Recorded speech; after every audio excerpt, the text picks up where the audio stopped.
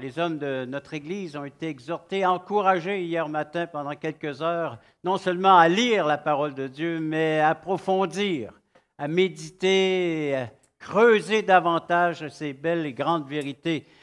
Et en lisant, tout simplement en lisant la parole de Dieu, on s'aperçoit très rapidement que les pensées de Dieu ne sont pas les nôtres, que les pensées de Dieu, eh bien, viennent justement confronter les nôtres, jusqu'à ce point.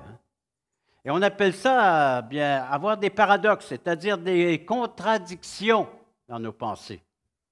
Le Seigneur lui-même a écrit par un des prophètes, le prophète Ésaïe, « Mes pensées ne sont pas vos pensées, et vos voix ne sont pas mes voix, dit l'Éternel. Autant les cieux sont élevés au-dessus de la terre, autant mes voix sont élevées au-dessus de vos voix, et mes pensées au-dessus de vos pensées. » Alors, il y a un grand décalage horaire entre les deux, entre la terre et la demeure de Dieu, le royaume de Dieu. Quelques exemples, entre autres, le prophète encore, Isaïe, qui continue, il dit, « Par ces meurtrissures, nous sommes guéris. Des meurtrissures du Seigneur viennent guérir les blessures de notre âme. » Vous savez également qu'un châtiment que le Seigneur a subi encore à notre place apporte la paix chez le pécheur repentant. Le plus grand parmi vous sera celui qui deviendra le serviteur de tous. Plus grand serviteur. Ça va à l'encontre de notre façon de réfléchir, puis de penser, puis même d'agir dans notre société.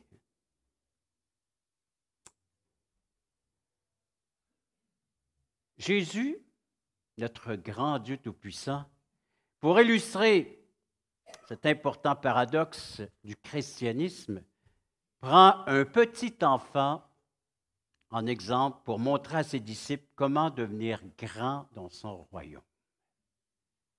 Vous voulez devenir grand dans le royaume de Dieu? Le Seigneur demande de devenir petit. Petit. Difficile pour nous de comprendre, de saisir cette vérité-là. Si je veux être grand, il faut que je sois petit. Je me considère petit devant Dieu, déjà c'est une chose, mais aussi pour grandir dans son royaume.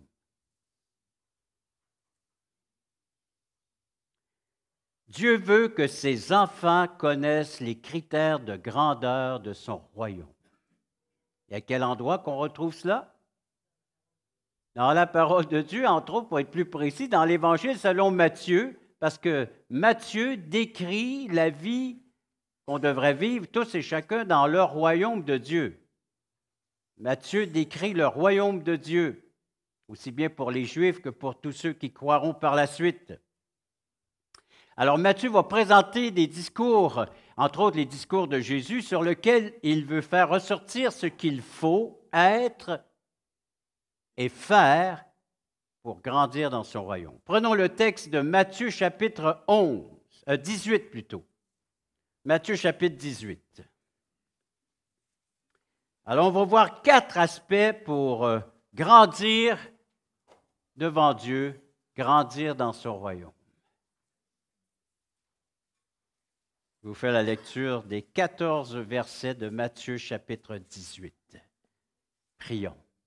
Père Céleste, on est en train de regarder, de fixer les yeux sur un texte de ta parole, un texte de tes pensées. Et comme on vient de lire et comme on constate que tes pensées ne sont pas les nôtres. Alors Seigneur, il va y avoir peut-être confrontation au sein de nos pensées aujourd'hui en lisant ce texte et surtout en voulant le vivre pleinement, cette vérité. Accompagne-nous par ton Esprit Saint afin de mieux saisir, de mieux expérimenter, de vivre pleinement cette vérité que c'est en devenant petits que nous sommes déclarés grands devant tes yeux et dans le royaume de Dieu. En reconnaissant notre petitesse, Seigneur, qu'il en soit ainsi, nous te le demandons au nom de Jésus pour sa gloire et le peuple de Dieu dit Amen. Le texte dit, Matthieu 18, « À ce moment, les disciples s'approchèrent de Jésus et dirent, Qui donc est le plus grand dans le royaume des cieux? On veut savoir qui possède le pouvoir, qui va régner, hein? Qui aura les premières places dans ton royaume? Et Jésus, ayant appelé un petit enfant, le plaça au milieu d'eux et dit, je vous le dis en vérité, si vous ne vous convertissez et si vous ne devenez comme les petits enfants, vous n'entrerez pas dans le royaume des cieux. C'est pourquoi quiconque se rendra humble comme ce petit enfant sera le plus grand dans le royaume des cieux. Et quiconque reçoit en mon nom un petit enfant comme celui-ci me reçoit moi-même. Mais si quelqu'un scandalisait un de ces petits qui croient en moi, il vaudrait mieux pour lui qu'on suspende à son cou une meule de moulin et qu'on le jette au fond de la mer. Malheur au monde à cause des scandales.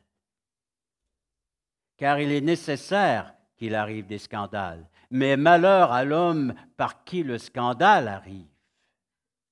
Si ta main ou ton pied sont pour toi une occasion de chute, coupe-les et jette-les loin de toi. Mieux vaut pour toi entrer dans la vie boiteux ou manchot que d'avoir 2 pieds ou 2 mains et d'être jeté dans le feu éternel. Et si ton œil est pour toi une occasion de chute, arrache-le et jette-le loin de toi. Mieux vaut pour toi entrer dans la vie n'ayant qu'un œil que d'avoir 2 yeux et d'être jeté dans le feu de la géhenne. Gardez-vous de mépriser un seul de ces petits, car je vous dis que leur ange dans les cieux voit continuellement la face de mon Père qui est dans les cieux. Car le Fils de l'homme est venu sauver ce qui était perdu. Que vous en semble?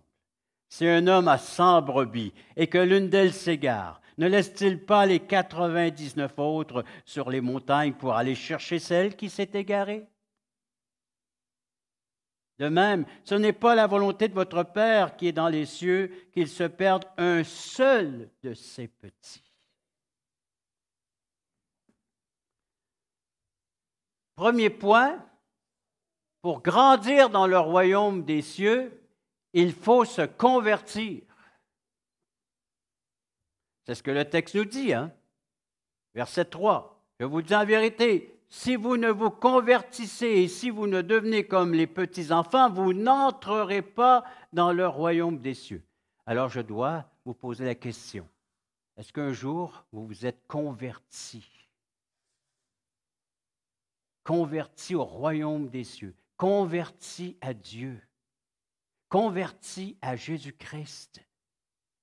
Le Seigneur va même rajouter, rapporté par l'évangéliste Jean, chapitre 3, un homme très religieux, très pratiquant, parmi les Juifs, il va dire, il faut que tu naisses d'en haut, sinon tu ne peux ni voir, ni entrer dans mon royaume, dans le royaume de Dieu, le royaume des cieux.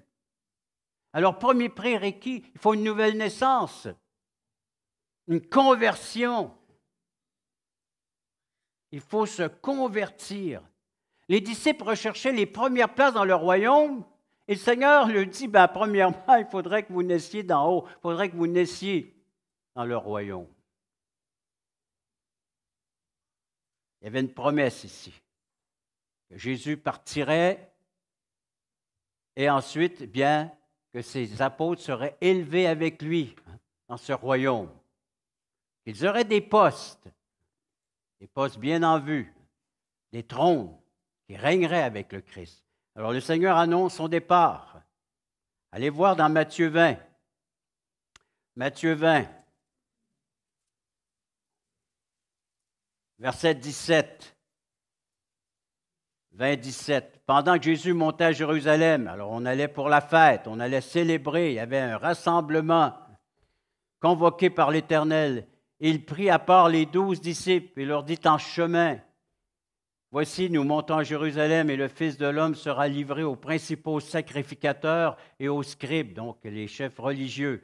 Ils le condamneront à mort et ils le livreront aux païens, aux non-juifs, alors aux Romains, pour qu'ils se moquent de lui et battent de verges et le crucifient. Et le troisième jour, il ressuscitera.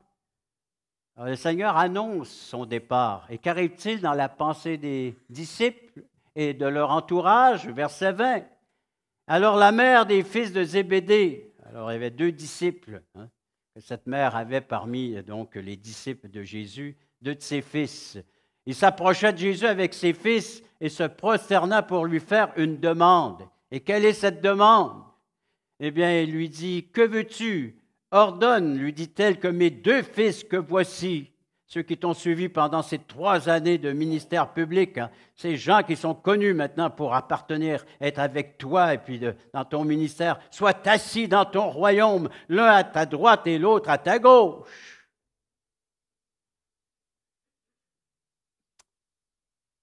Jésus répondit, « Vous ne savez ce que vous demandez. Pouvez-vous boire la coupe que je dois boire? » « Nous le pouvons, dirent-ils. Et il leur répondit, « Il est vrai que vous boirez ma coupe, mais pour ce qui est d'être assis à ma droite et à ma gauche, cela ne dépend pas de moi et ne sera donné qu'à ceux à qui mon Père l'a réservé. »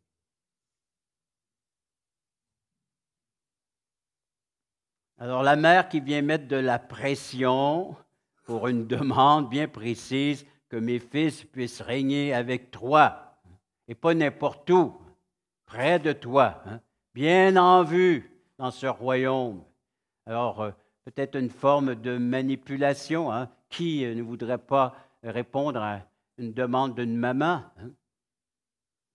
Et bien souvent, c'est comme ça, le pouvoir, et ainsi de suite, manipulation, on veut grimper les échelons, on veut avoir les meilleures positions, meilleures places, les honneurs, et ainsi de suite.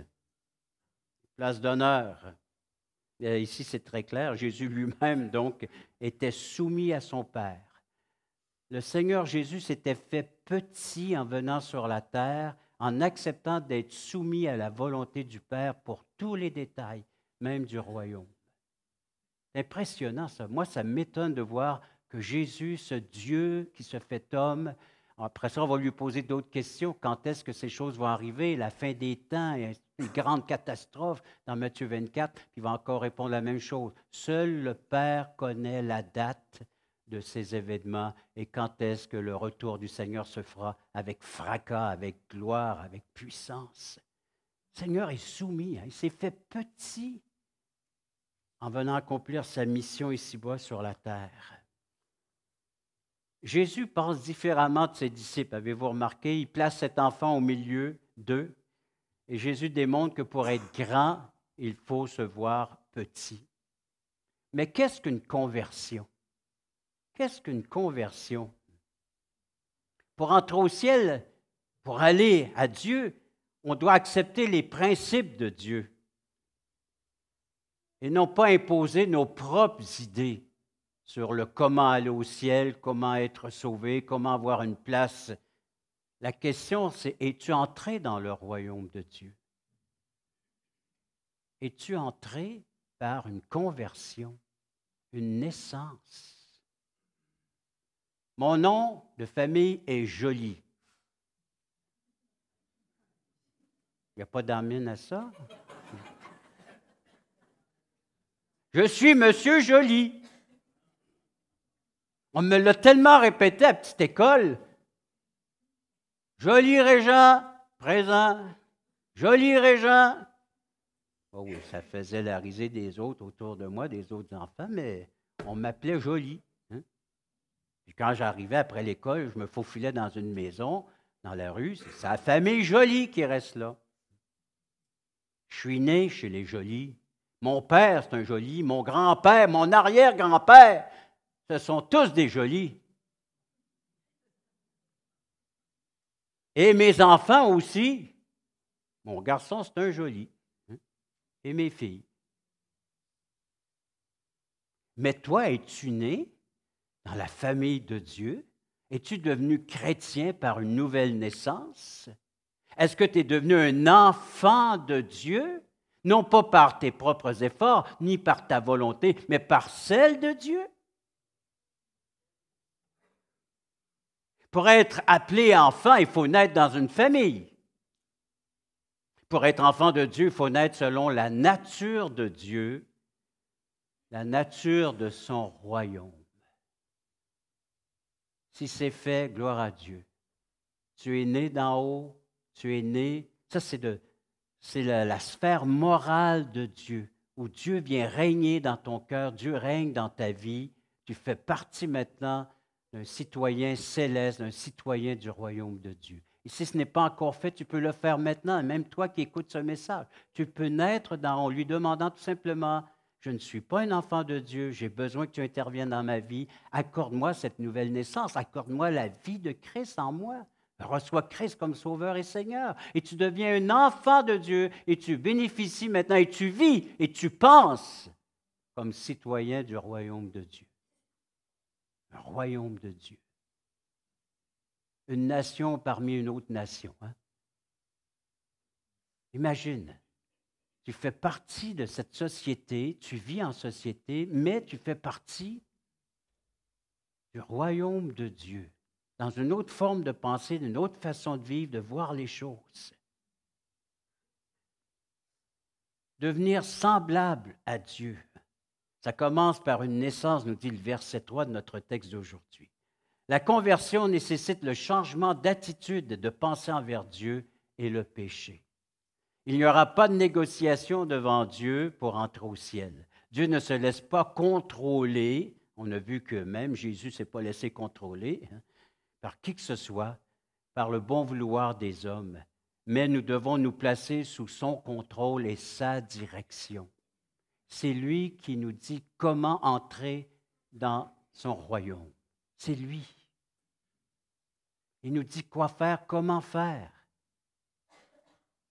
La conversion nécessite ce changement. Un renoncement à nous-mêmes, un renoncement à notre propre justice, la confession de nos péchés, oui, frères et sœurs, devant Dieu, et de l'acceptation de sa grâce qui pardonne et délivre. As-tu passé par là? As-tu vécu? As-tu confessé? As-tu reçu la grâce de Dieu qui te permet d'être maintenant un bénéficiaire, un héritier? Un contraste flagrant entre ce que je suis, un être orgueilleux, et l'humilité que le Seigneur demande pour entrer dans son royaume. Un être prétentieux, ambitieux. Quel contraste avec ceux qui rentrent dans le royaume de Dieu. Il faut tout laisser ça à la porte, tout laisser ça de côté. Seigneur, me voici mes ambitions, mes prétentions, mon orgueil. Je mets ça de côté et je reconnais l'être que je suis devant toi. Dieu est grand et moi je suis petit. Pas question d'affirmation de soi devant Dieu, mais plutôt de la reconnaissance de notre petitesse, de notre indignité. Un deuxième aspect, pour être grand dans le royaume de Dieu, il faut être humble.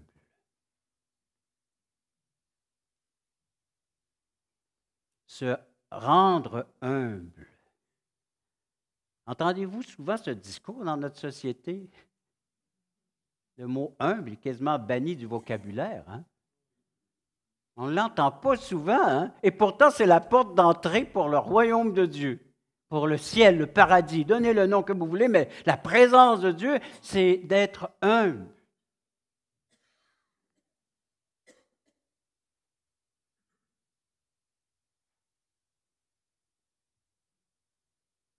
Se rendre humble,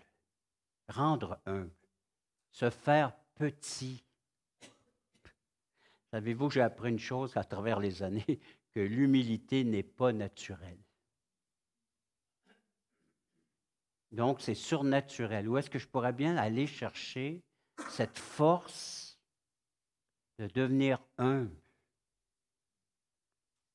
Et pas en moi, d'ailleurs. Elle se développe. Et vous allez remarquer qu'on a toujours tendance à tirer la couverte de notre bord. Hein?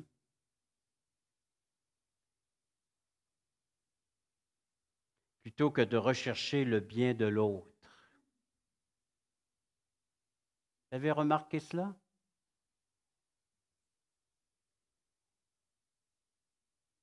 Des exemples d'humilité, mais il y en a plein dans la Bible. Jésus, l'exemple premier, hein, comment est-ce qu'il se comporte ici, même dans ses textes? Jésus a démontré son humilité en prenant la forme d'un serviteur. Matthieu 20, vous êtes toujours là, les versets 25 à 28. Matthieu 20, versets 25 à 28, pour appuyer l'idée de ce petit enfant au milieu des disciples. Verset 25 de Matthieu 20, Jésus les appela et dit, « Vous savez que les chefs des nations les tyrannisent et que les grands les asservissent. Alors on veut ça au peuple, hein? Qu'ils soient donc des serviteurs de tous. »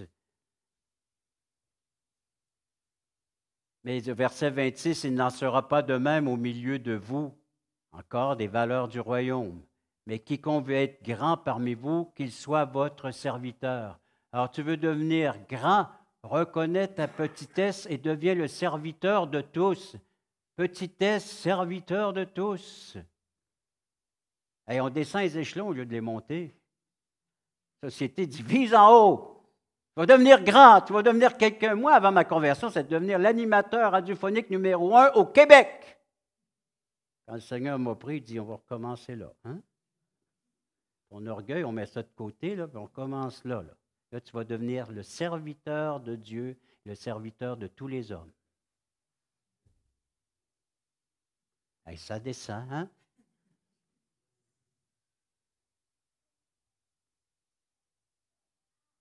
Et quiconque veut être le premier parmi vous, qu'il soit votre esclave. Et c'est ainsi que le Fils de l'homme est venu, non pour être servi, mais pour servir et donner sa vie comme la rançon de beaucoup. Il ne pouvait pas écrire de tous parce que le Seigneur, il sait qu'il y en a qui vont le refuser. Mais de beaucoup viendront à lui. Beaucoup. Croyez ça, vous? Que beaucoup d'hommes et de femmes, d'enfants viendront à lui. Beaucoup. Alors la rançon, il va avoir payé la dette du péché de beaucoup d'hommes, beaucoup d'êtres humains sur la terre.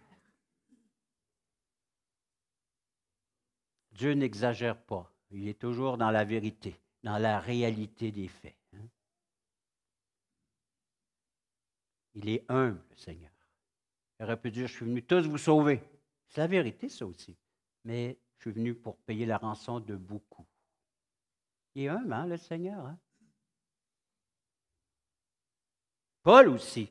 Hey, Paul a dit, moi, j'apprends à vivre dans l'humiliation. Paul avait de la connaissance. Hein? Paul avait de l'autorité. Mais il apprend, depuis qu'il est au Seigneur, à vivre dans l'humiliation, dans l'abaissement. Et on est confronté aujourd'hui par le message, pas à peu près. Hein? Ça se bouscule là-dedans. Là. Devenez comme ces petits-enfants et vous aurez une place dans le royaume de Dieu.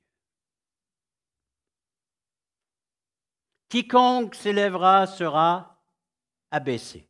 Et quiconque s'abaisse sera élevé. Matthieu 23, verset 12.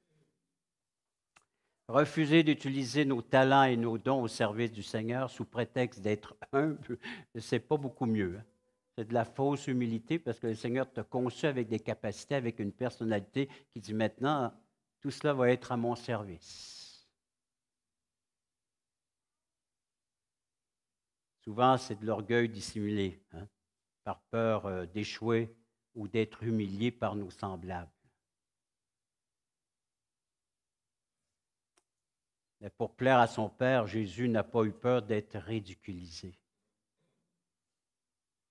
Le Seigneur a même dit, rapporté par l'Épître aux Hébreux, « Sortons donc d'ici, de Jérusalem, de la nation, pour aller à lui, vers Dieu, en portant l'opprobre, la honte. Le Seigneur s'est tellement humilié qu'il a voulu porter nos échecs, nos péchés, la dette de nos péchés, et porter la honte publiquement sur la croix, comme un petit enfant faible, sans puissance, sans pouvoir. C'est ce qu'on voit. Mais quelle puissance d'avoir vaincu la mort et le péché. Le Seigneur a voulu vivre cette humilité publiquement. Lui sans péché, le saint, le juste, venir porter notre péché et le crucifier, le payer entièrement sur cette croix, cette mort. Vous réalisez cela? Il s'identifiait à vous en portant votre péché, en toute humilité, pour que vous alliez vers lui avec votre honte, votre culpabilité, pour qu'il l'efface et qu'il l'enlève une fois pour toutes. Pour que vous puissiez entrer en sa présence. Le troisième aspect, pour être grand, il faut accueillir les faibles. Comment vous les voyez, les faibles? Comment vous vous comportez face aux faibles, aux plus faibles que vous? Nous sommes tous faibles, mais plus faibles que vous. Comment vous les considérez? Comment est-ce que les disciples considéraient ce petit enfant ou d'autres enfants qui ont voulu voir le Maître? Le Seigneur leur a reproché parce qu'il voulait refuser que les enfants aillent jusqu'à Jésus. On ne va pas déranger le Maître. Et Jésus a dit, laissez venir à moi ces petits-enfants. Que je les bénisse, fasse du bien. Ça dérange les faibles. Hein? C'est dérangeant hein, dans notre société. Hein? Ça demande beaucoup. Hein? Beaucoup de gestes, beaucoup d'entraide, beaucoup d'amour.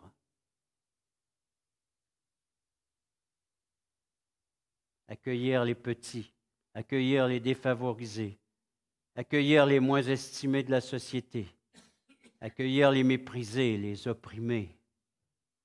Vous les voyez? Vous les entendez? Ils crient.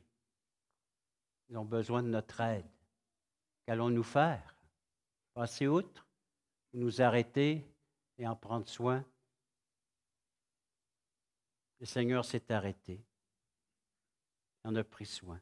Il donne même des paraboles et des exemples. Jésus avait une très haute estime des enfants. Avez-vous remarqué? En lisant les textes, Jésus avait une très haute estime des enfants, malgré le rejet des disciples. Jésus s'est même identifié avec ceux qu'on considérait les moins dans notre société, dans la société de son temps. Il était même appelé l'ami des pécheurs par les chefs religieux de son temps. Il va même glorifier le Père de son choix envers ceux qui se considèrent petits enfants dans le royaume. Dans Matthieu 11, versets 25 et 26, il va dire, « Je te loue, Père, de ce que tu l'as voulu ainsi. Tu as caché cela aux sages, puis tu t'es révélé à ceux qui ont des cœurs d'enfants, ceux qui sont comme petits enfants, qui reconnaissent leurs besoins. Te loue, Père, que c'est ainsi que tu penses et que tu agis. Je te loue. » Recevoir les faibles. Et le texte est fort. Hein? Avez-vous remarqué le texte dans Matthieu 18 de ne pas être en scandale envers ses enfants? Et c'est tout un terme qu'il utilise. Hein? Scandaliser, faire tomber, détruire au lieu d'édifier. Hein? Construire. Jésus emploie des illustrations pour exprimer la gravité de faire tomber ces jeunes croyants. Elle est attachée une meule de moulin. Vous savez, ces grandes pierres où l'âne tournait et puis on moulait le grain pour en faire de la farine. Noyade certaine. Attache ça à ton cou, puis va te plonger dans l'eau, tu ne reviendras plus. Tu restes dans le fond. Jésus compare comme ça, faire un scandale à un enfant, c'est comme si tu t'attachais une meule autour du cou et tu te lances à la mer.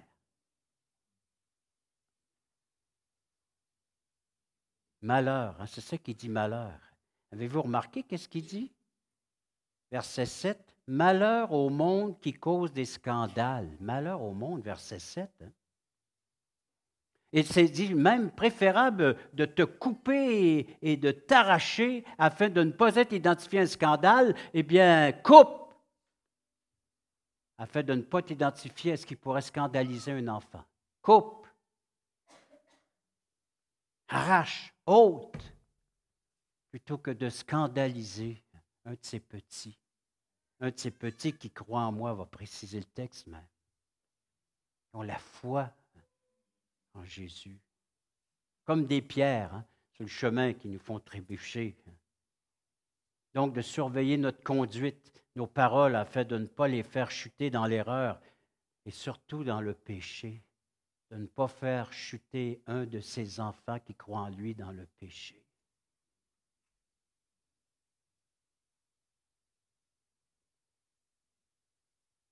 Attention à nos raisonnements trompeurs, à des discours provoquant la désobéissance. Attention à la rébellion ou à des conduites immorales.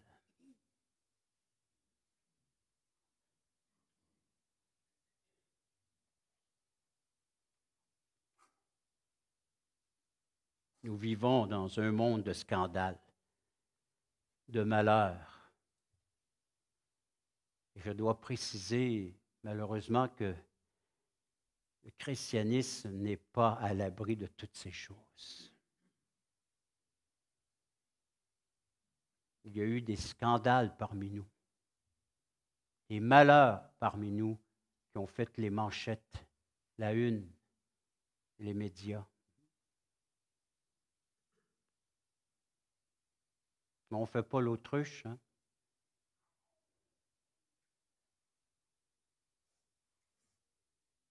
Attention, soyons prudents envers nos jeunes croyants, à ceux qui professent leur foi, hein, frêlement, fragilement, hein, qui sont parmi nous, qui ont besoin, hein, comme une plante, d'être entourés, de recevoir s'ils ont besoin afin de devenir matures, de croître, de grandir selon la pensée de Dieu.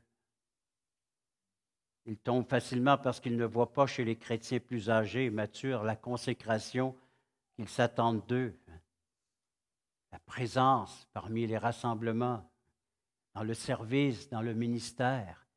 Où sont les gens matures? Vivons-nous une retraite avant l'heure? Avez-vous pris votre retraite avant l'heure? La retraite s'en vient. Tantôt, je priais avec l'équipe, les choristes, et puis ils m'ont dit, Monsieur Joly, à quand votre retraite? Je dis, jamais, je ne pourrais plus prendre de vacances.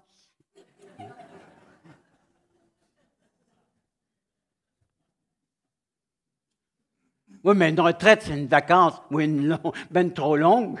Hein? Retraite, comment vous remplissez votre retraite, les frères et les sœurs? Il y a tellement de choses à faire dans une église que comment pouvons-nous dire que je suis à la retraite? Oui, à la retraite de mon travail séculier. Mais le travail dans le Seigneur, il n'y a pas de retraite. Il y a toujours de quoi accomplir, accompagner un plus jeune, apprendre à lire, à prier, hein, à étudier la parole.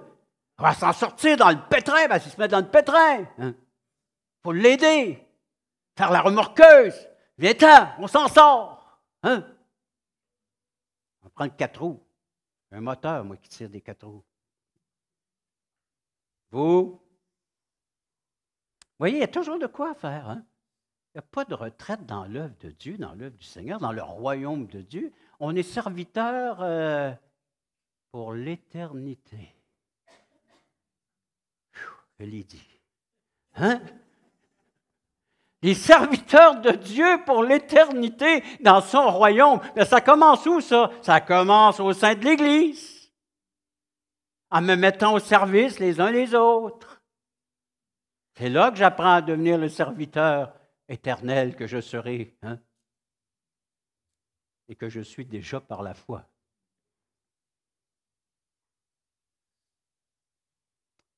Y a-t-il une retraite spirituelle? Je n'en vois pas. Si vous en voyez une, venez à mon bureau, je vous convoque. Venez me montrer la retraite spirituelle. Hein? J'arrêterai avec vous. Si vous me le montrez, je suis convaincu par les textes, j'en vois pas. Et un dernier point pour être grand, il faut valoriser nos plus jeunes, les enfants. Avez-vous remarqué où est-ce qu'il place? Au centre. Au centre. Il met là comme exemple, comme modèle, puis il dit. Et puis, avez-vous remarqué qu'est-ce qu'il dit? Que les anges au pluriel sont mobilisés envers ces jeunes, envers ces enfants, au verset 10. Hein? Gardez-vous de mépriser un seul de ces petits, car je vous dis que leurs anges dans les cieux voient continuellement la face de mon Père qui est dans les cieux. Les enfants croyants, les jeunes croyants, ont des anges gardiens qui se rapportent directement au Père. C'est ce qu'on lit dans Hébreux chapitre 1, verset 14. Il ne parle pas d'un ange attitré à chacun des enfants, mais d'une armée d'anges au service des saints qui sont dictés dans leur agissement par le Père.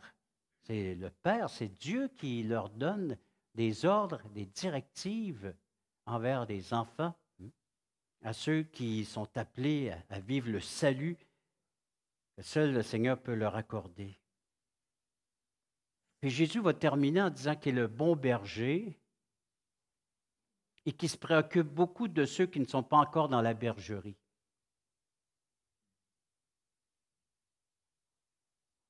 De ceux qui sont perdus.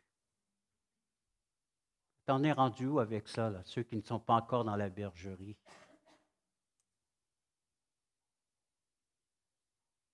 Il se préoccupe de ça. Avez-vous remarqué? Il envoie le message. Il dit qu'il est venu, verset 11, le Fils de l'homme est venu sauver ce qui était perdu. C'est le but de sa venue. Sauver, sauver, sauver. Avez-vous ce but-là, vous aussi? De sauver, de présenter le Sauveur. Il ne nous demande pas d'être sauveur de l'humanité ou sauveur des pécheurs, mais de présenter celui qui est venu pour sauver. Avez-vous reconnu que c'est lui qui est venu vous sauver? Et qu'est-ce qu'on fait lorsqu'on est sauvé? On va le dire aux autres. Parce qu'eux aussi ont besoin d'être sauvés. Ils sont autant perdus que vous l'étiez avant d'être sauvés. Nous étions tous des perdus. Tous. Sauvés par grâce. Le bon berger. Alors les anges, Dieu envoie des anges. Le Seigneur se consacre à cette tâche pour en sauver d'autres. Le Père ne veut pas qu'ils s'en perdent, c'est ça qu'il va dire, hein? Verset 14, de même, ce n'est pas la volonté de votre Père qui est dans les cieux qu'il se perde un seul de ses petits, ses enfants. Hein? Alors imaginez si les enfants sont assez importants pour mobiliser les anges, le Fils de Dieu, le Père, ils doivent être aussi en grande estime pour nous. Conclusion de tout cela. Une première conclusion, c'est certainement que le secret de la vie d'un grand disciple, n'est pas basé sur la qualité qu'il a de paraître et d'être admiré par les autres. Au contraire, sa grandeur est basée sur sa ressemblance au caractère de Jésus, qui est apparu comme un simple homme qui n'avait rien pour attirer nos regards et qui, par humilité, s'est livré pour nous à la croix.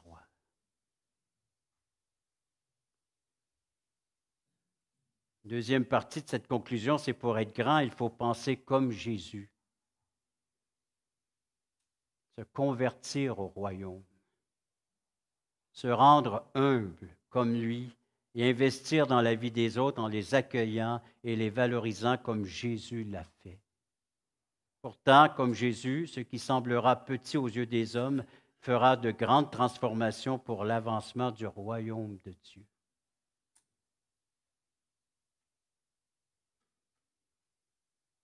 Un troisième aspect qu'on peut retrouver dans ce texte comme conclusion, le paradoxe. Ces contradictions qu'on retrouve entre la pensée de Dieu et la mienne. Ces paradoxes du christianisme. Si tu veux être grand,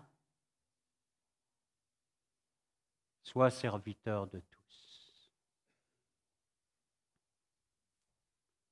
Jésus est venu premièrement pour servir et s'occuper des petits et des faibles afin de leur apporter un salut éternel. Es-tu prêt? Es-tu prêt? Es-tu prêt? Et vas-tu nous le dire? Es-tu prêt à paraître petit aux yeux des hommes, mais d'être grand aux yeux de Dieu? Prions.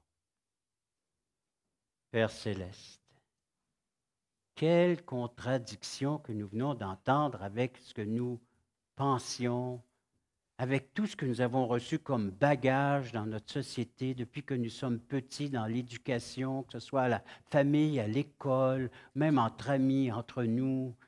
Aujourd'hui, sur les réseaux sociaux, c'est de devenir quelqu'un, c'est de mettre les priorités, c'est d'être le premier en tout. Et Seigneur, on vient d'apprendre que ce n'est pas cela du tout que tu attends de nous. Au contraire, c'est que nous nous effacions, qu'on laisse les autres prendre leur place. Seigneur, difficile pour nous, les êtres qui ont grandi dans l'orgueil, de chercher et de vivre l'humilité. On a besoin de ton aide. On a besoin de toi, Seigneur. Mais quel bel exemple en la personne de Jésus. Comment il s'est soumis à la volonté du Père en venant sur cette terre et comment il a illustré cette humilité comme c'est l'exemple qu'on a aujourd'hui dans ce texte de Matthieu chapitre 18.